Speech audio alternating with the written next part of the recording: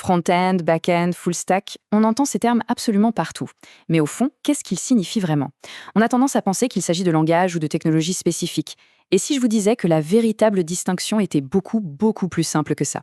Allez, on va décortiquer tout ça ensemble. Alors je sais, cette affirmation peut sembler complètement folle, voire contradictoire. Et pourtant, c'est justement elle qui révèle pourquoi ces termes sont si souvent mal compris.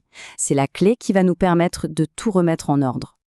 On les voit partout, hein, dans les cours, les tutos, les offres d'emploi, mais bien souvent on les utilise sans vraiment saisir ce qu'ils désignent.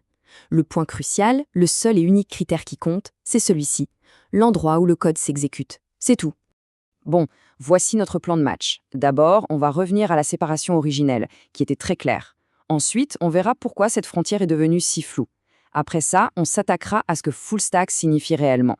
Et pour finir, on prendra l'exemple parfait de JavaScript pour que tout soit limpide. On va se concentrer sur une seule et unique idée, le lieu d'exécution du code. Allez, on commence par le commencement. On va revenir aux origines du web. À cette époque, la frontière entre le front-end et le back-end, elle ne posait aucun problème.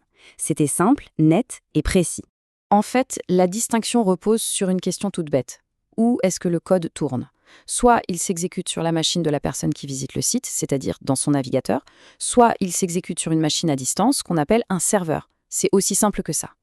Le front-end, c'est donc tout ce qui se passe chez l'utilisateur, directement dans sa fenêtre de navigateur. Pensez aux boutons sur lesquels on clique, aux formulaires qu'on remplit, aux animations. Bref, c'est toute la partie visible et interactive de l'iceberg. Et à l'opposé, on a le back-end. Lui, il s'exécute complètement ailleurs, sur un serveur, quelque part sur Internet, loin de l'utilisateur. C'est un peu le cerveau de l'application. C'est là que sont gérées les données, la logique métier, la sécurité, la partie immergée de l'iceberg. Et voilà la toute première règle essentielle à retenir. Peu importe qu'on utilise du Python, du Java, du PHP ou n'importe quoi d'autre, ça ne change absolument rien à la définition. Ce qui compte, c'est uniquement l'endroit où ce code va s'exécuter. Passons maintenant au moment où les choses ont commencé à se compliquer un peu. Parce que cette frontière, qui était si nette au début, est devenue de plus en plus floue avec le temps.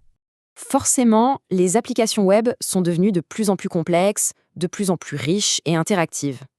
Pour pouvoir offrir cette expérience, comme valider un formulaire en direct sans avoir à recharger toute la page, il a fallu déplacer une partie de l'intelligence, une partie de la logique qui se trouvait avant sur le serveur, directement dans le navigateur. Et c'est précisément là qu'on tombe dans le piège. On se met à confondre la puissance du code, c'est-à-dire ce qu'il est capable de faire techniquement, avec son rôle fondamental. Et ce rôle, lui, il ne change pas, il dépend toujours de son lieu d'exécution. Et ça, c'est notre deuxième règle clé. Le rôle du front-end, ça reste l'interface. Le rôle du back-end, ça reste la logique serveur. Ce sont simplement leurs capacités techniques qui ont énormément évolué. Mais leur mission fondamentale, elle, reste la même. C'est justement dans ce contexte de frontières de plus en plus floues qu'un autre terme a fait son apparition, le fameux full stack. Alors, voyons un peu ce qu'il signifie vraiment. Alors, on va tout de suite clarifier quelque chose d'important. Full stack, ça ne veut absolument pas dire être un super-héros qui connaîtrait parfaitement toutes les technologies qui existent. Ça, c'est un mythe. C'est impossible et en plus, ce n'est pas le but.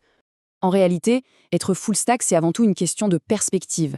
C'est comprendre l'architecture globale du système. C'est avoir la capacité de voir comment le front-end et le back-end communiquent, comment ils sont liés, justement parce qu'on sait où chaque morceau de code s'exécute et quel est son rôle. Et voici notre troisième règle. Avoir une vision globale, une compréhension de l'architecture de bout en bout, c'est bien plus précieux qu'une expertise très pointue, mais complètement isolée du reste. Pour que tout ça devienne vraiment une évidence, on va prendre l'exemple ultime. JavaScript est le cas d'école parfait pour illustrer ce principe de zone d'exécution.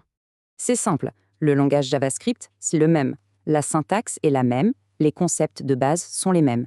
Mais ce qui change radicalement, c'est l'endroit où on le fait tourner. Si on l'exécute dans le navigateur, il fait du front-end. Si on l'exécute sur un serveur avec Node.js, eh bien, il devient du back-end. Et ça, c'est la preuve ultime.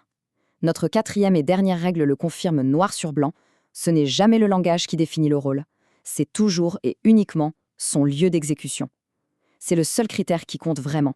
Donc, pour résumer tout ça, la prochaine fois qu'on entend parler de front-end ou de back-end, il ne faut plus penser à une liste de technologies.